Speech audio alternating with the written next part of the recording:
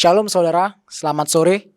Kita mengucap syukur kepada Tuhan karena kita bisa beribadah, memuji Tuhan, dan mendengarkan serta merenungkan firman-Nya sore hari ini. Sebelum itu, mari kita buka Alkitab kita dari Yesaya 7 ayat 1 sampai 17. Kita akan membaca dan merenungkan bagian Alkitab ini.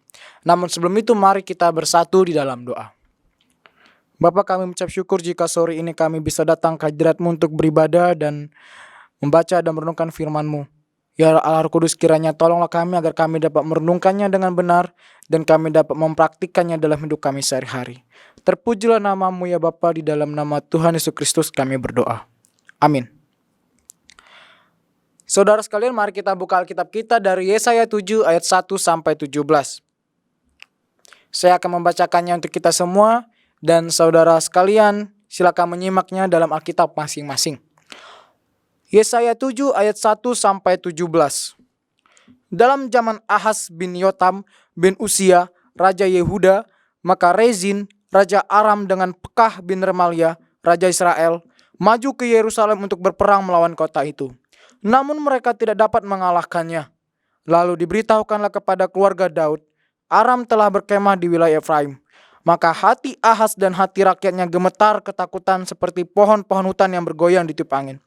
Berfirmanlah Tuhan kepada Yesaya, baiklah engkau keluar menemui Ahaz, engkau dan Syaar-Yasub anakmu laki-laki ke ujung saluran kolam atas ke jalan raya pada padang tukang penatu.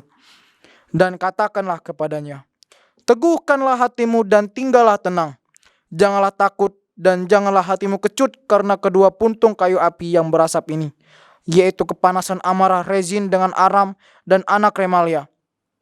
Oleh karena Aram dan Efraim dengan anak Remalia telah merancang yang jahat atasmu dengan berkata, marilah kita maju menyerang Yehuda dan menakut-nakutinya serta merebutnya, kemudian mengangkat anak Tabeel sebagai raja di tengah-tengahnya. Maka beginilah firman Tuhan Allah, tidak akan sampai hal itu dan tidak akan terjadi, sebab Damsyik ialah ibu kota Aram dan Rezin ialah kepala Damsyik. Dalam 65 tahun Efraim akan pecah, tidak menjadi bangsa lagi. Dan Samaria ialah ibu kota Efraim, dan anak Remalia ialah kepala Samaria. Jika kamu tidak percaya, sungguh kamu tidak teguh jaya. Tuhan melanjutkan firman-Nya kepada Ahaz, katanya, mintalah suatu pertanda dari Tuhan Allahmu, biarlah itu sesuatu dari dunia orang mati yang paling bawah, atau sesuatu dari tempat tertinggi yang di atas. Tetapi Ahaz menjawab, aku tidak mau meminta, aku tidak mau mencobai Tuhan.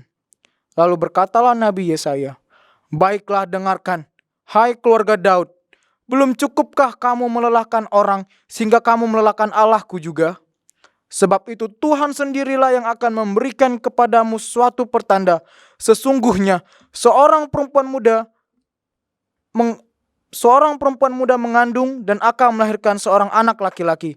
Dan ia akan menamakan dia Immanuel. Ia akan makan dadih dan madu sampai ia tahu menolak yang jahat dan memilih yang baik.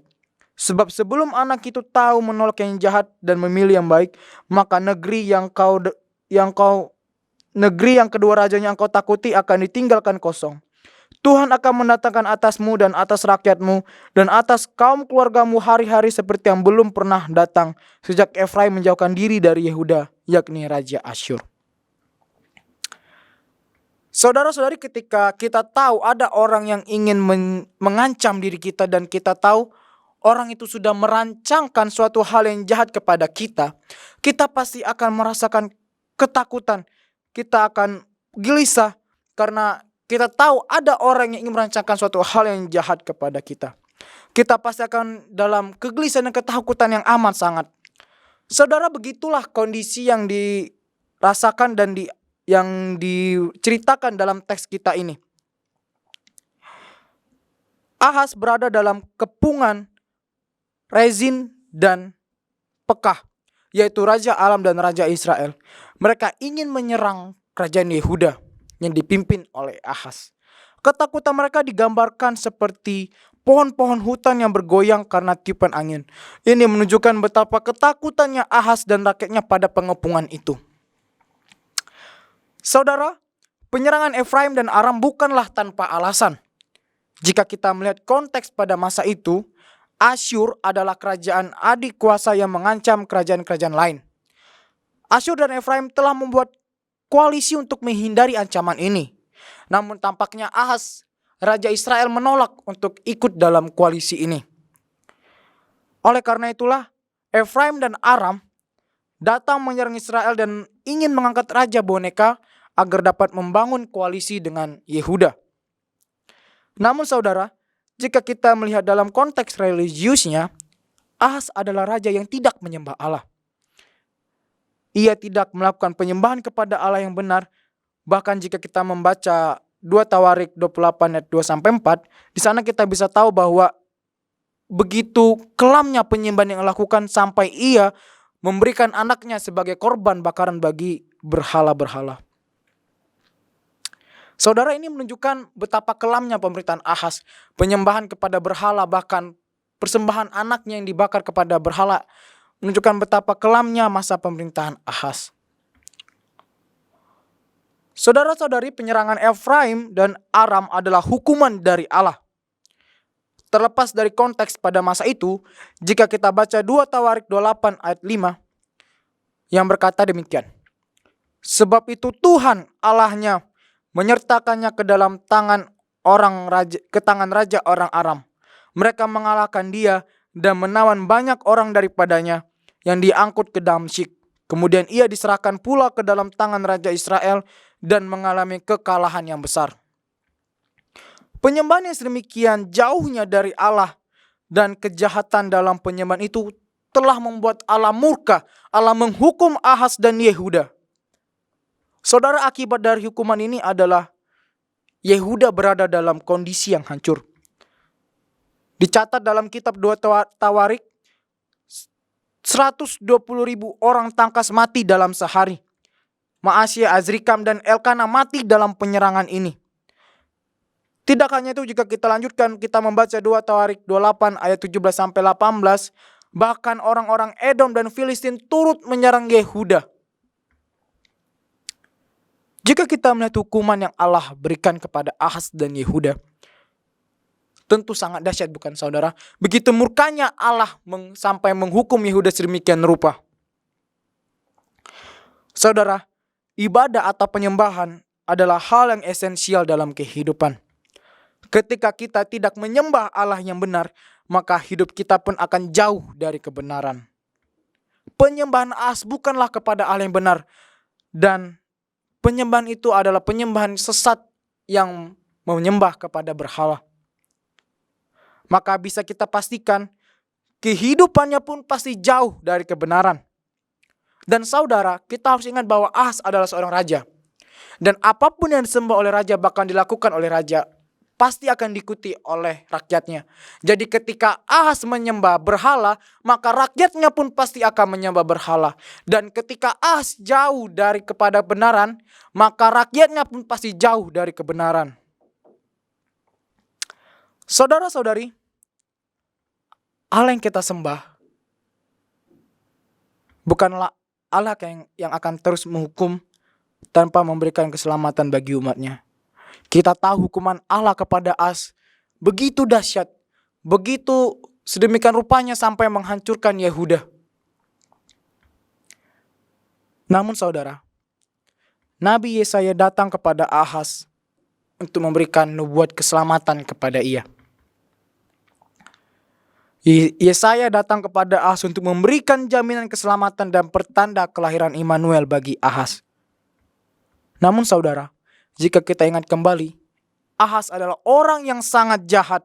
Lantas mengapa Yesaya datang untuk memberitakan berita keselamatan bagi Ahaz dan Yehuda? Saudara, Yesaya datang kepada Ahaz karena Allah mengingat janjinya bagi Daud dan keturunannya. Dalam 2 Samuel 7 ayat 14-16, melalui Nabi Nathan, Allah dulu pernah menubuatkan bahwa baik keselamatan, kerajaan dan tahta keturunan Daud akan kokoh untuk selama-lamanya. Ahaz merupakan keturunan dari Daud. Maka janji ini pun juga berlaku bagi dia. Dengan demikian saudara, Yesaya datang untuk menyampaikan berita keselamatan bagi Ahaz karena Allah mengingat janjinya.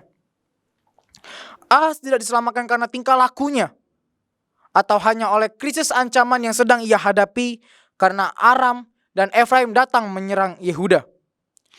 Tapi karena Allah terlebih dahulu telah berjanji kepada keluarga Daud, kepada Daud dan keturunannya, bahwa ia akan menjaga dan menyelamatkan ia dan keturunannya. Saudara, jadi dari hal ini kita bisa tahu bahwa keluarga Daud telah menerima perlindungan dari Tuhan karena janji tanpa syaratnya dalam jangka panjang. Dan nubuat keselamatan ini adalah dukungan teologis untuk lembaga sosial politik dari kerajaan Yehuda, dari kerajaan keturunan Daud, dari kerajaan tahta Daud. Nubuat tentang keselamatan bagi Ahaz datang ketika ia dan rakyatnya berada dalam kondisi krisis dengan ketakutan yang amat sangat. Namun, nubuat keselamatan ini muncul dengan kata kerja, teguhkanlah dan tenanglah. Saudara, jika kita berpikir menggunakan logika manusia, bagaimana mungkin dalam kondisi krisis, dalam kondisi mencekam, dalam kondisi ketakutan yang amat sangat kita bisa tenang? Tentu sangat sulit, bukan saudara? Namun sebenarnya bagian ini ingin mengatakan, percaya dan berimanlah kepada Allah. Yesaya telah menubuatkan bahwa tata Ahaz tidak akan jatuh ke tangan musuh dan dia akan tetap hidup bahkan setelah penyerangan itu. Saudara, Allah telah terlebih dahulu berjanji bahwa dia akan menjaga tahta kerajaan keturunan Daud. Maka janjinya tersebut pasti akan terjadi. Tidak mungkin Allah mengingkari janjinya, saudara. Dan benar, saudara, jika kita baca kembali pada ayat 1, Yehuda tidak kalah karena Ahaz tidak mati. Ia masih hidup karena Allah yang menjaga tahta dan melindunginya. Saudara, bagian ini mengajarkan kepada kita bahwa percaya dan beriman kepada janji yang telah Allah berikan adalah permulaan dari keselamatan. Saudara, tapi Ahaz tidak percaya kepada Allah. Pada ayat 11 kita dapat mengetahui bahwa Yesaya menyuruh Ahaz untuk meminta pertanda dari Allah. Namun pada ayat 12, Ahaz menolak dengan alasan tidak mau mencobai Allah. Saudara, sebenarnya ini adalah ironi. Ahaz adalah orang yang tidak percaya kepada Allah. Kita bisa tahu hal ini dari penyembahan yang ia lakukan. Dan juga saudara, bukti bahwa Ahaz tidak percaya adalah pada akhirnya ia tidak percaya kepada pertolongan Allah. Ia meminta bantuan kepada Asyur. Ia bukannya percaya dan beriman kepada Allah, justru ia memilih keselamatan yang ia kira adalah baik dan benar dengan meminta pertolongan pada Asyur. Padahal sebenarnya itulah ancaman yang akan dalam jangka panjang mengancam kerajaan Yehuda. Namun saudara, sekali lagi, Allah tetap menunjukkan kesetiaannya kepada Yehuda melalui pertanda kelahiran Immanuel. Kelahiran Immanuel ini merupakan nubuat keselamatan bagi Yehuda yang akan tergenapi jauh setelah zaman Ahaz. Immanuel ini dikatakan akan lahir dari seorang perawan. Lahirnya Immanuel ini menunjukkan penyertaan Allah bagi umatnya. Karena arti dari nama anak ini sendiri adalah Allah menyertai kita. Oleh karena itu kelahiran anak ini secara langsung menunjukkan penyertaan Allah bagi Yehuda. Arti nama anak ini juga sama dengan makna janji yang Allah berikan kepada keturunan Daud. Dalam 2 Samuel 7 ayat 14-16, pada ayat 15 Allah mengatakan bahwa ia akan setia kepada keluarga Daud. Hal ini memperlihatkan bahwa penyertaan Tuhan akan terus bersama-sama keluarga Daud. Dan pada ayat 16 terlihat bahwa Allah akan melindungi kerajaan Israel. Terlihat bahwa bagian ini mengindikasikan penyertaan Tuhan yang akan terus bersama-sama dengan Israel. Saudara, anak yang akan lahir ini adalah anak seorang perawan. Adanya kehamilan pada perawan ini sebenarnya ingin menunjukkan peristiwa yang terjadi dan dekat dengan konteks masa sekarang, yaitu konteks Ahaz, konteks krisis yang Ahaz hadapi. Sedangkan kelahiran menggambarkan peristiwa yang akan datang,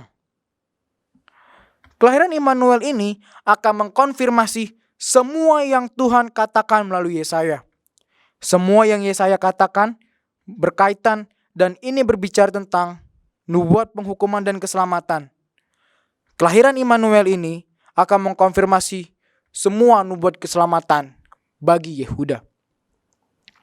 Saudara, siapakah Immanuel ini?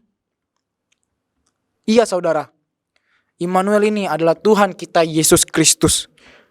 Nubuat teks ini digenapi di Matius 1 ayat 23, yaitu pada saat kelahiran Yesus Kristus. Kelahiran Yesus Kristus menunjukkan bahwa Allah menyertai kita. Bagaimana tidak? Allah itu sendiri yang telah datang dan turun dalam rupa manusia dalam Yesus Kristus ke bumi ini untuk menyelamatkan kita. Dengan demikian, lahirnya Yesus Kristus menunjukkan penyertaan Allah bagi kita. Saudara, kelahiran Yesus menunjukkan penyertaan Allah bagi kita yang adalah umatnya. Ia memberikan keselamatan bagi kita. Oleh karena itu, ketika kita percaya dan beriman kepada Yesus Kristus, maka pada saat itu pun kita telah turut dan menjadi bagian dari keselamatan yang Allah tetapkan bagi umatnya. Di dalam Kristus, kita semua telah termasuk menjadi umat pilihan yang terikat dalam janji keselamatan Allah. Namun saudara, percaya dan beriman adalah permulaan yang akan membawa keselamatan bagi kita.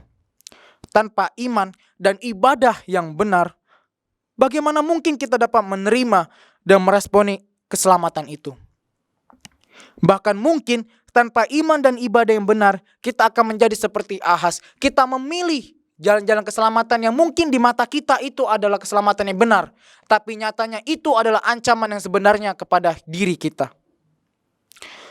Iman dan kepercayaan ini juga harus kita bawa dalam ibadah yang benar dan penyembahan yang benar dalam hidup kita. Kita telah percaya dan beriman kepada Yesus, maka sembahlah Yesus, maka hanya Yesus saja yang adalah penyembahan kita. Bahkan dalam kondisi terpuruk pun, atau krisis, atau kecemasan, ketakutan pun, hanya Yesus yang harus kita sembah, bukan yang lain. Saudara, dalam kondisi pandemi, kita mengucap syukur karena Allah selalu menyertai kita. Walaupun dengan serba keterbatasan, kita dapat beribadah kepada Tuhan. Walaupun ibadah kita tidak dilakukan gereja, kita beribadah di rumah, tapi kita mengucap syukur. Walaupun kita beribadah di rumah, kita dapat datang kepada Allah, memenuhi panggilan ibadah itu, bahkan kita bertemu dengan Allah.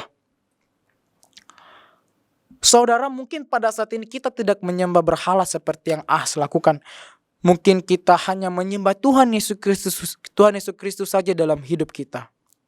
Tapi saudara, pertanyaannya adalah, apakah kita meresponi ibadah benar itu dengan baik? Saudara, apakah kita dengan hati yang tulus membawa diri kita ke dalam ibadah yang benar itu, yaitu menyembah Yesus Kristus yang adalah Tuhan itu? Ketika kita mengalami berbagai hal yang kita rasa sangat menyakiti kita, menimbulkan pertanyaan, mengapa ini terjadi Tuhan? Jangan salahkan Tuhan, tetapi lihatlah dulu bagaimana kita membawa diri kita ke dalam penyembahan yang benar, yaitu menyembah Yesus Kristus sebagai Tuhan. Oleh karena itu saudara, ketika kita ingin beribadah kepada Tuhan, datanglah dengan hati yang tulus, dan dalam ibadah yang benar, kita pun membawa diri kita dengan tulus agar masuk ke dalam penyembahan itu. Jika ibadah kita adalah ibadah yang benar, kita menyembah Tuhan kita Yesus Kristus, dan kita memberikan hati kita, bahkan diri kita dengan seutuhnya ke dalam penyembahan yang benar itu. Tapi selalu muncul pergumulan hidup, selalu muncul persoalan hidup yang melingkupi kita, yang selalu mengelilingi kita. Saudara, itu bukan berarti Allah sedang menghukummu. Itu bukan berarti Allah tidak menyelamatkanmu. Tapi saudara, ketika kita percaya kepada Yesus Kristus, maka seharusnya pada saat itulah juga kita percaya bahwa Allah menyertai kita. Jadi ketika kita berada dalam kecemasan, ketakutan, bahkan apapun persoalan hidup yang nampaknya sangat menyesakkan hati kita, ingatlah bahwa ketika kita percaya kepada Yesus Kristus, maka Allah pasti akan menyertai kita dan Allah pasti akan menyelamatkan kita. Saudara, keselamatan yang kita dapat ini harus kita ingat bukan dari hasil apa yang kita lakukan, bukan dari kehidupan kita, bahkan bukan dari tingkah laku kita, tapi dari anugerah Allah yang Ia berikan secara cuma-cuma kepada kita. Janji keselamatan itu kita terima ketika kita percaya, beriman, dan menyembah Yesus Kristus dalam ibadah yang benar. Penyembahan dengan dasar iman yang benar kepada Yesus Kristus itulah yang akan membawa kita kepada keselamatan. Karena ketika kita menyembah Yesus, maka kita sama dengan menyembah Allah yang akan terus menyertai kita. Amin. Mari kita bersatu dalam doa. Bapa, kami mengucap syukur karena hari ini kami bisa membaca dan merenungkan firman-Mu. Kami mengucap syukur hari ini kami disadarkan bagaimana kami harus membawa diri kami dalam ibadah yang benar. Ibadah yang kami bawa itu harus dengan tulus. Bahkan dalam keutuhan kami membawa diri kami untuk menyembah-Mu, ya Tuhan kami Yesus Kristus. Ampuni kami ya Tuhan. Mungkin kami tidak dapat meresponi selama ini dengan ibadah yang benar. Kami tidak bisa meresponi dengan hati yang tulus, dengan keutuhan diri ini. Namun Bapa, kiranya keselamatan itu biarlah selalu ada bagi kami, dan kami dapat percaya dan beriman hanya kepada-Mu saja. Ya Allah Roh Kudus, tolonglah kami juga dalam kehidupan sehari-hari kami, bahkan dalam ibadah kami, agar kami dapat seutuhnya dengan tulus membawa hati kami kepada-Mu, dan agar kami dapat menyembah Engkau saja, ya Tuhan kami Yesus Kristus sebagai Allah yang benar. Terima kasih ya Bapa. Terima kasih Tuhan Yesus. Ini doa kami. Hanya di dalam nama-Mu, Tuhan Yesus Kristus, Juru Selamat kami telah berdoa. Amin.